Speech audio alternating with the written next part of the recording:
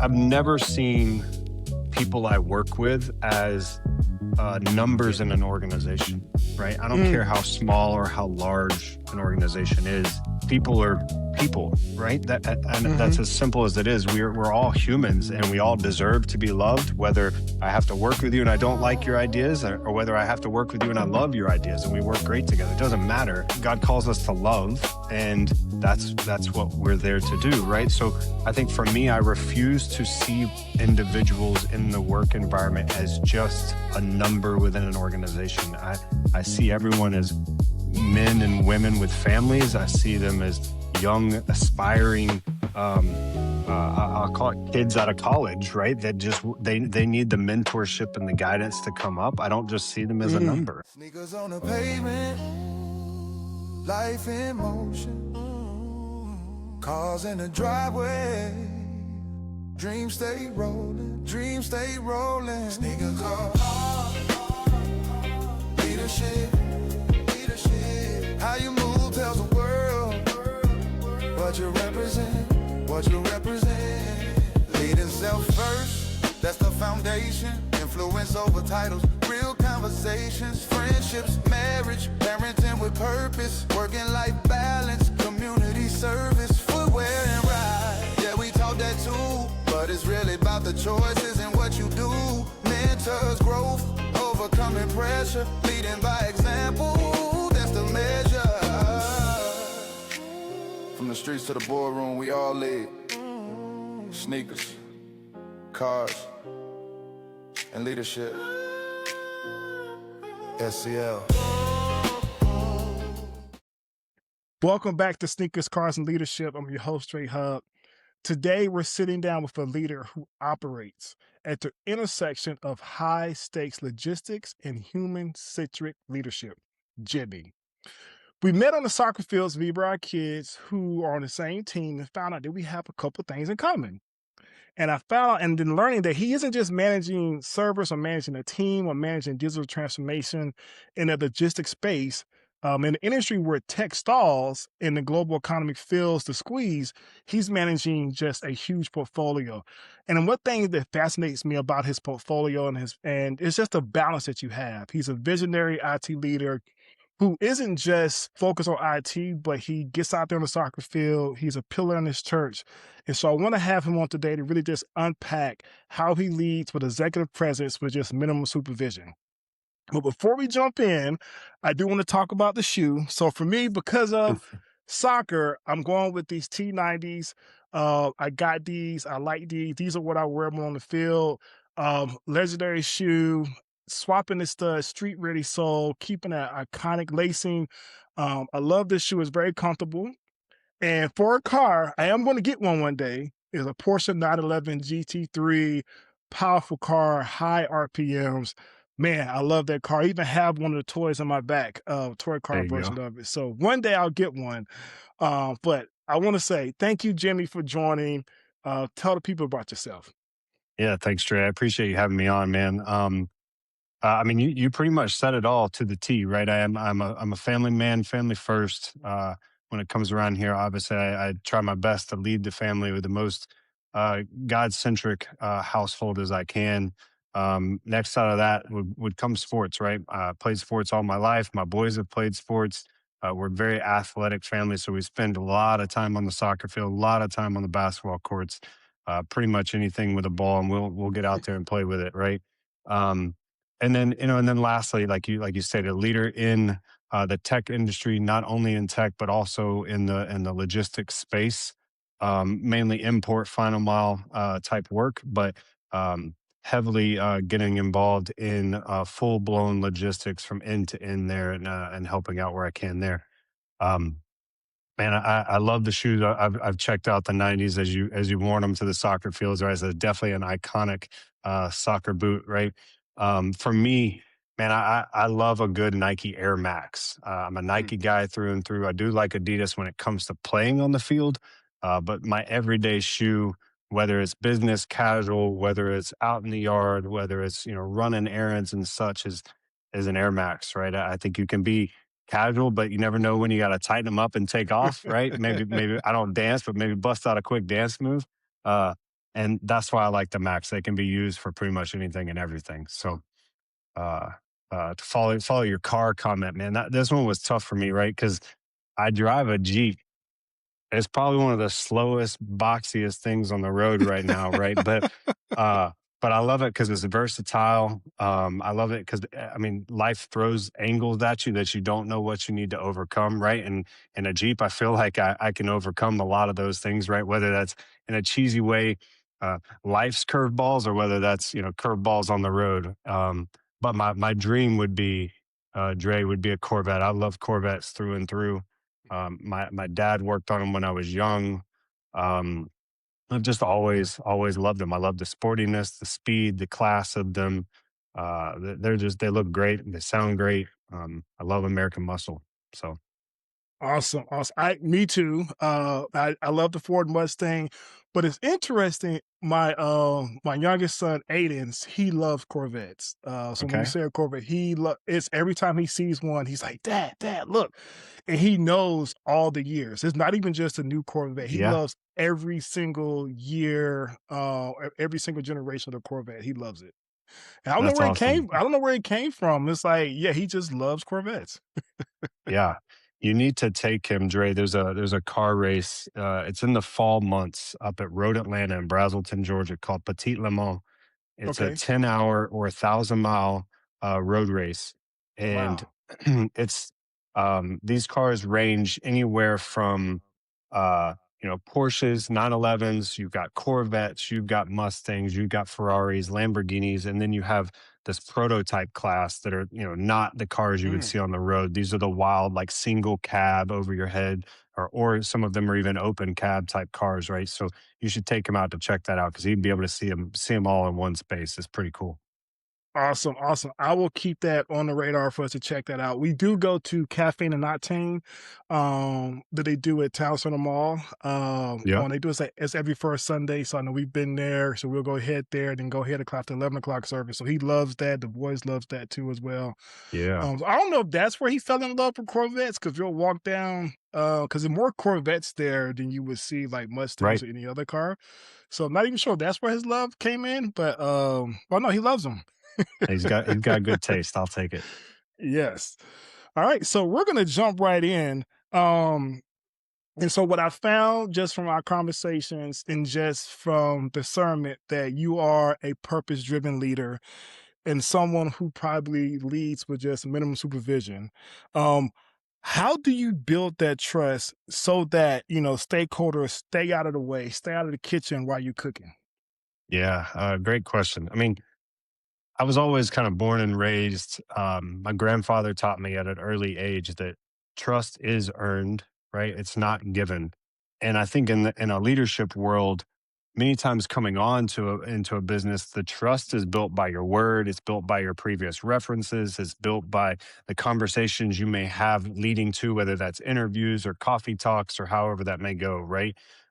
So there's a layer of trust that's just established at the beginning, just in that. But I really do think that how you keep the additional cooks out of the kitchen, if you want to call it that, right? When it's your turn to really cook and your turn to be the subject matter expert, is through practicing what you preach, right? It's being Mhm. able to prove what you tell them, right? You can't tell them you're going to deliver and then not deliver.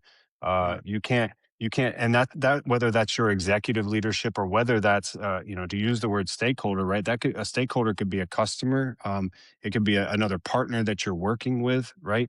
And you've got to be able to come to the table and you've got to be able to speak about that matter and prove that you know the experience and prove that you have what it takes to do the job. And whether that's historical experiences or whether that's here and now, right? But um, to me, when I think about the leaders that I work with, and whether they're peers or my actual leader myself, it's just proving myself, right?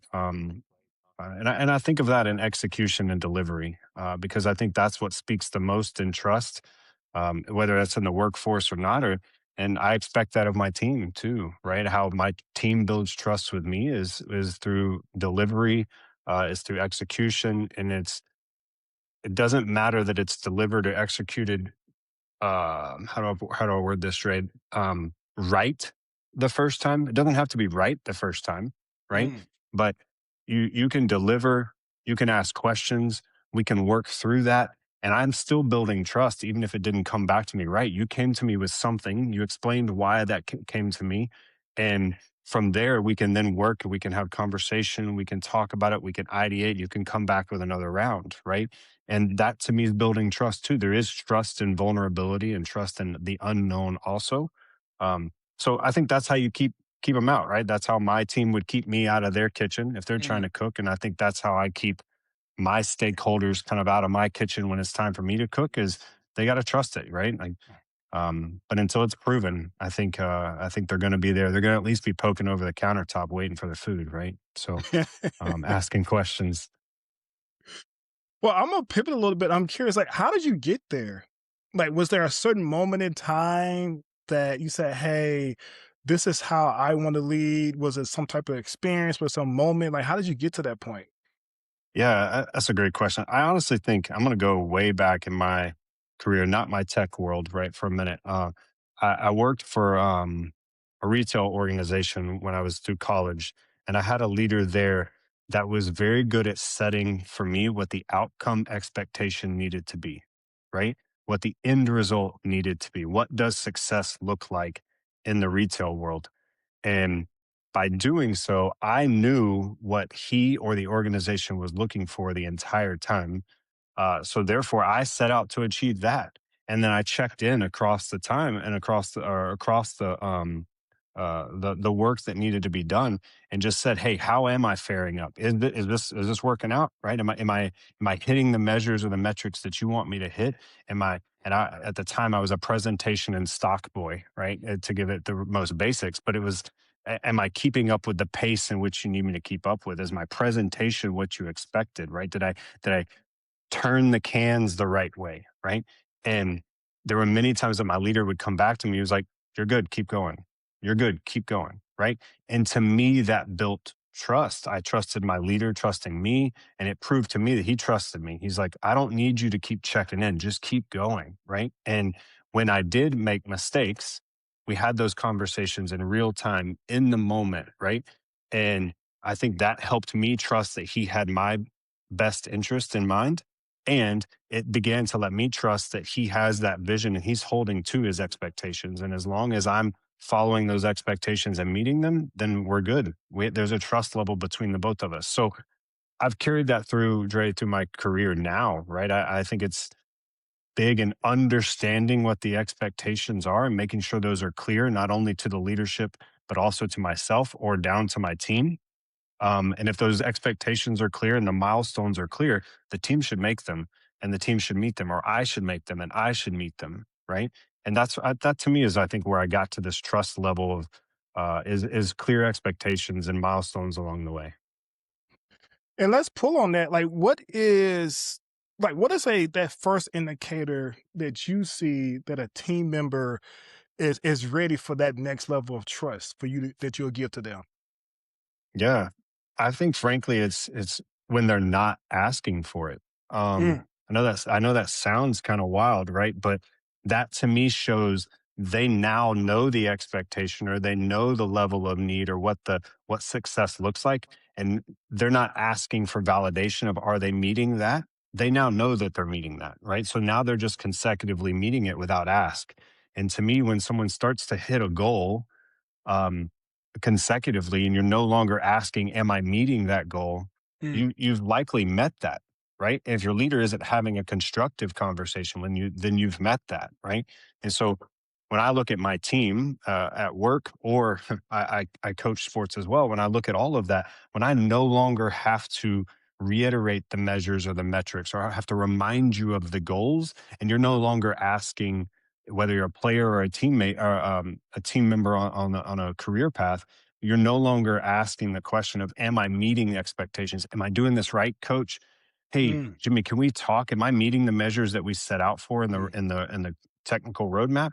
If you're no longer asking that, you're more than likely making that. And to me, that's when the team member's ready for the next thing, whether that's more responsibility in their job, whether that's uh, more responsibility on the court or on the field, right? Or they're ready to play a different position.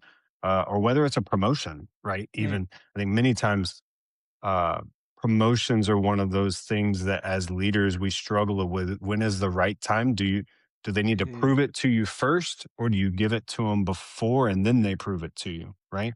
And I could go both ways on that, Dre. But to me, it's when they've proven their everyday role to where you're no longer talking about that with them on a regular basis. You're talking about what's next on a regular basis. That's when they're ready.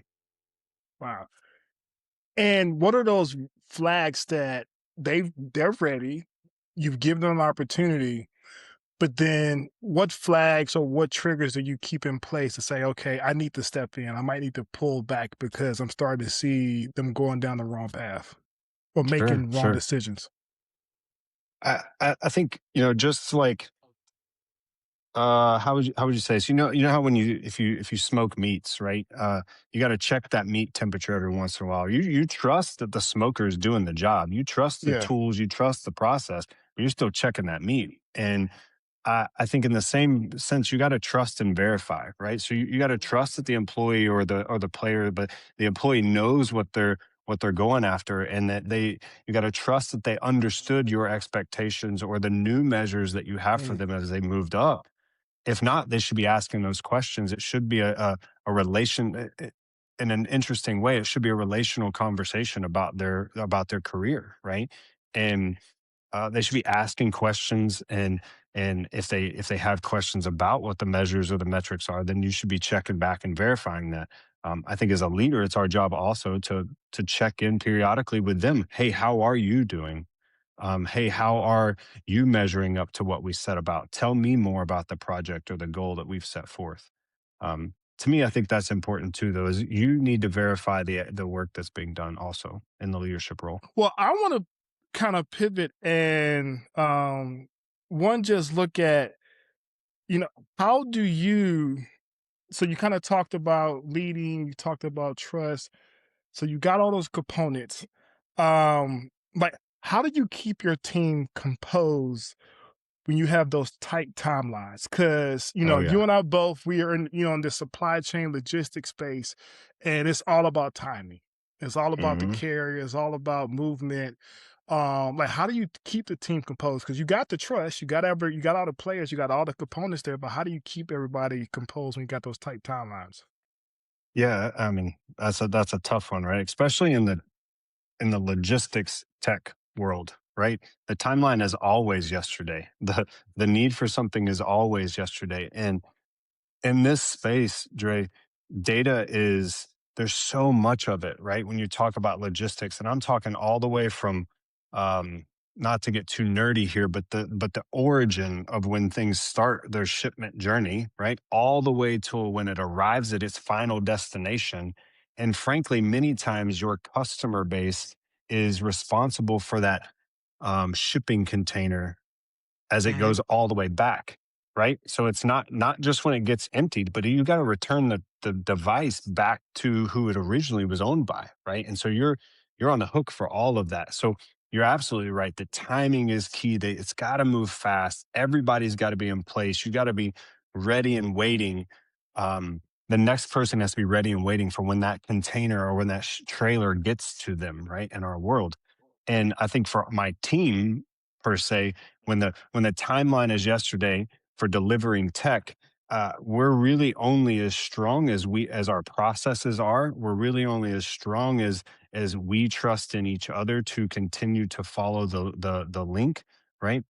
Um, Meaning in that case, if one person doesn't trust another person to get the job done, then at some point in there we're going to fall apart. So I think again, this kind of goes back to trust, right? Like we do really well in those times of immediate need when each team member trusts the other team member, or when we trust the tech that we've put into place to keep moving forward. Wow. And I would say kind of it sounds in that you are a servant leader. And as a servant leader, I know it could be challenging at times because you want to serve, but you also, to your point, you say you need to slow down and be patient and take that time. Like how did you get there? Like what was there a moment? And also too, how do you stay there? Like what are those different points that you do? I know you talked about stopping and asking questions, but what other things do you do that you stay as that calm and slow down servant leader? Yeah, yeah.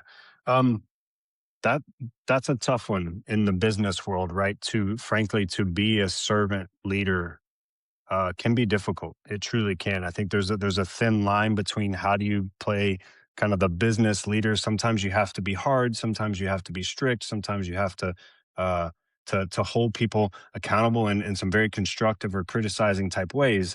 Right. Hopefully they take that well. But then there's times where you can serve and you can serve really well through leadership. Right. Uh, I think all this kind of boils back to where we started our conversation is trust. Right. And I think I'm able to be a servant leader because my team trusts in my leadership style. They know that I have their best interest in mind, and they know that I'm here to make sure that they are just as successful as they can be as long as we're meeting the measures and metrics and the roadmap that the organization has, right? Um I I get challenged many times and personally I challenge myself and be clear with that. Personally, I challenge myself with how do I stay a servant leader, but also a successful leader for an organization? Because many times those don't cross well, Mm, right? And I feel like I'm kind of a resounding gong or repeating myself here. But again, I think that's clear expectations for your team. mhm, I think again, it goes back into practicing what I preach, right? I think it goes back into me checking in and making sure my team knows, like, hey, how's your day going? What's on your mind? Are you clear? Are you good to work today? Essentially, right? Like, are there things in your way that I can help unblock for you, right? And then when they say yes, I've got this one thing, I can't just turn around and be like, "Oh, man, that stinks. Let me know when it's done."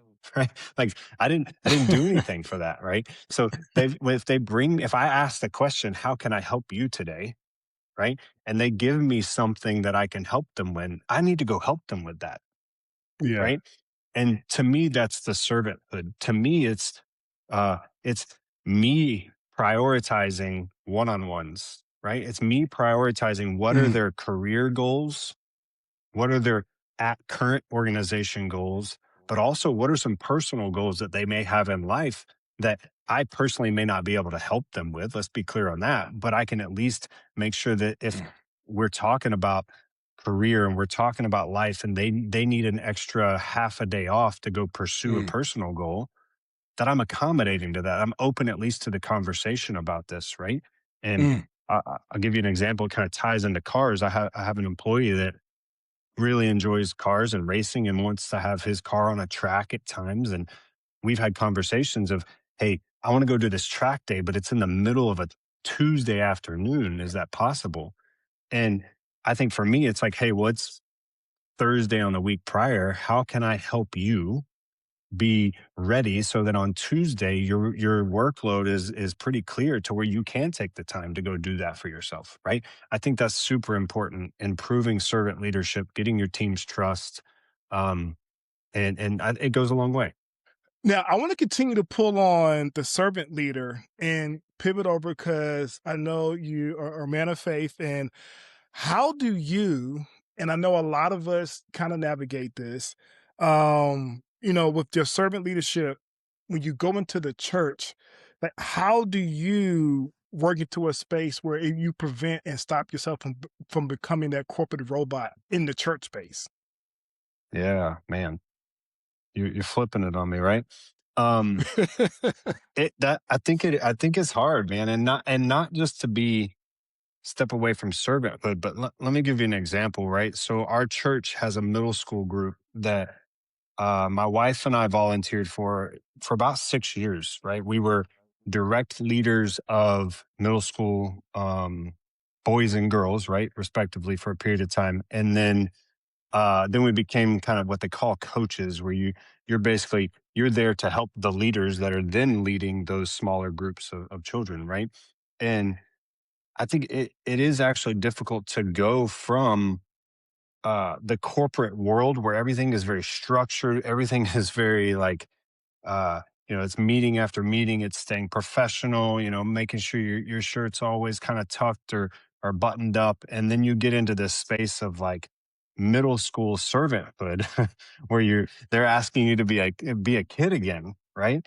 And you go to these little camps, right? These these different church camps or weekend retreats, if you want to call them that, and you're on the floor wrestling with the boys, or you're throwing the football, or you're doing the blob out in the middle of a lake, right? And it is hard to jump from corporate robot world and mindset to this, how do I serve through my church? And my way at the time was with middle schoolers. How do I serve these middle school boys Mm, and show them something that they may never have seen, right? That they don't get on the regular basis, love from a male figure, and kind, and empathy and sympathy about what's going on in life, and sharing their joys and their excitement, right? And at the same time, there is still a level of accountability right there, right? That you would want to carry from the corporate world, right? You want to be accountable to them, and you want them to feel the responsibility to come to group, to speak openly if they feel compelled uh, to pray if they want to, Dre. And but you want mm, them to carry that responsibility. You kind of want to hold them accountable to it, or respecting others when they are speaking, right? And but I think you put it really well. This corporate robot and this servanthood, right? And it is hard to switch from that as being your career occupation um to serving at the church. And I don't know that I have the right answer on how you do that per se. um in some silly ways, I remind myself that many times, in order to serve people, you have to meet them where they want to be met. mm, uh and so if that's in an adult group, a men's study group, if you're leading that, or if you're just a member of that, doesn't mean you have to lead, right? To serve others. But um, in those moments, like God calls you to serve your neighbor, right? He calls you to serve your friends and your family. And I think you have to sometimes just meet them where they want to be met. With middle schoolers, sometimes that means it's you meet them on the blob, right? And mm. you're getting into a lake that you never want to get into, right? Um, but yeah, or if in a men's group, it means that you're willing to go and have coffee on a busy week, right? You can put that aside and go have coffee with another man who just needs a couple minutes to talk, because as guys, we don't do that often enough, right? So I think you just have to remind yourself. For me, I have to remind myself that people need to be met where they want to be met sometimes, and that's a different spot than where I am in life. Like I may live in the corporate world, but that doesn't mean everybody else needs to be met in the corporate world, right? Mm. Um, I hope that makes sense, right? So, No, uh, yeah. to me, I think that's what it is. It's meeting people where they want to be met, and that may mean stepping out of who you are Monday through Friday, 9 to 5. Mm. That makes sense. And I want to take the reverse side of it. Like, how do you take the man of faith, the believer, into the IT supply, into the workspace? Mhm. Yeah, I truly do. I've never seen people I work with as numbers in an organization, right? I don't care Mm, how small or how large an organization is. People are people, right?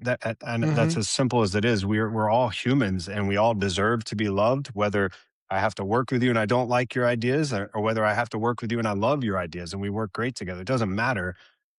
God calls us to love, and that's what we're there to do, right? So I think for me, I refuse to see individuals in the work environment as just a number within an organization. I see everyone as men and women with families. I see them as young, aspiring, um, I'll call it kids out of college, right? That just they need the mentorship and the guidance to come up. I don't just see them as a mm, number. And so again, I think going even into that, meeting them where they need to be met in life. But again, also as a leader, we have accountability, and we have uh, executables that we have to meet. We have roadmaps that we have to follow. And I think if you do that with grace and understanding of that, people kind of need to be kind of walked through that, and even in their career, I think that can be done successfully.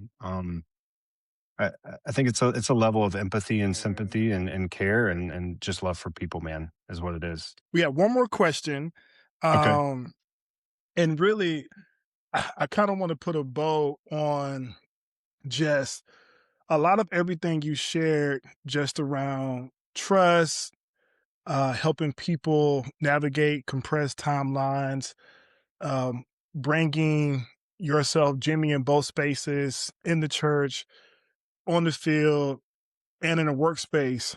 Um, like when you think about everything that you do, how do you ensure that the systems that you're building outlast your tenure? Mm, mm. Um, that's a good one, right? If you if you go in the work world, again, I kind of go back to practicing what you preach. I don't think I've ever gone into a job that says, "Hey, I need you to build this just for the here and now." Right? Mm, Most organizations want you to build something that is scalable, it's scalable at speed. It's structurally sound. It can hold up under pressure, right? Like we talked about earlier, whether the pressure is timeline, whether the pressure is resources, whether the the pressure is speed. It doesn't matter. That your organization expects you to build a good product, right? And so for me, that building a good product is not only the technical solutions, right? I want to make sure I build it with enough infrastructure, enough network, enough resources, whether it's in the API world, whether you're teeing it up for enough calls, what those types of it could be that piece, or you could even look at it as when I'm gone, I need to make sure that the team is prepared to keep things mm, running, right? So it's not all about just the systems and the program and the tools. Yeah, of course, I want to build as much of that to be as strong and require the least amount of people resources as possible. And it should just keep going even when I'm not here. However, I want to make sure that if things do require people, that I've equipped the team to be able to handle that, right? They need to be able to handle the situations. They need to be able to make sure they understand the tools and the products well. They need to be able to understand what the roadmap is really well and what the organization wants for that so that they can keep moving on that path, even if I step out, right? If I'm gonna, whether that's whether mm, that's I'm going to be gone for a week on vacation, right? Or mm. whether I'm going to be gone long term, or whether I'm going to be gone for good, right, from an organization. I want the team to be able to keep moving so that when I leave, the leaders that I have left, my leaders can look back and say, hey, like, even though he's out, like things are still moving forward, right? So even if we've decided to part ways, it was still the right decision. And he's done a really good job with his team or with the systems. And um, I think for me, I want that, right? Leaving a good legacy for myself, whether it's at work or at home. I want to make sure that I'm instilling and creating good independent teams and independent people at work. And the same thing with my children, right? I want them to be independent as they get older. I want them to have the tools, the resources, the mindset, the emotions, the ability to handle all of those things on their own, whether I'm here or not. And I think that everything you're doing, everything is still moving forward. You're leaving a strong team. You're leaving a strong foundation. Oh man. Awesome. Well, I would say, what would you like to leave the people with this week? Because you shared a lot of good information, a lot of good nuggets. I know I've taken a lot away from this that I will look to adapt this week, just with my team, because I'm going into a planning meeting this week myself. What would you like to leave the people with this week? Yeah. Again, this is gonna sound cheesy, Dre, but I think it's being a good person, right? It's not hard to be a good human. It truly isn't. And I challenge I Mm, challenge my boys all the time, right? Just make sure that at the end of the day you looked back and you said, I was good. I did good today, right? I did good things. I was good to others. I To me, that's important. And being a servant leader, or just being a father, being a servant leader in the church, being a servant leader at your occupation, at your work, is being a good person, right? And that may mean, Dre, that sometimes you have to sit down in the business world and have difficult conversations, mm, right? It doesn't mean that difficult conversations don't happen. I still believe I'm a good father, but I may have to sit down and have a hard conversation with one of my sons, right? mm-hmm. But I still did a good thing. And I know I'm a good person by that. I'm making him a better person for that, right? I can still be a good person and have a constructive um, conversation with a work employee, with another leader, about how things need to improve or how things are doing great, right? But I think as long as you come to that and you're a good person, you have the right intentions in mind, Uh, I think that goes such a long way. So, um, as silly as it sounds, it's be a good person, in and out. That's what it is. Well, Jimmy, thank you for your time. Thank you Okay. for a lot of the nuggets and information that you shared. And for those that are listening this week, I will Sure. say being a servant leader Cool. in your job, in the church, in the community, at home is key, is powerful. You heard about trust. So trust in yourself, trust in your team, and also making sure that you have leaders that trust you is really important. So I would challenge everyone to just, do some self-inventory of yourself, do some self-inventory of just everyone that's around you. Thank you for your time, and I hope to have you back. So this is Dre Hubbard with Sneakers, Cars, and Leadership, and I hope you all have a great week.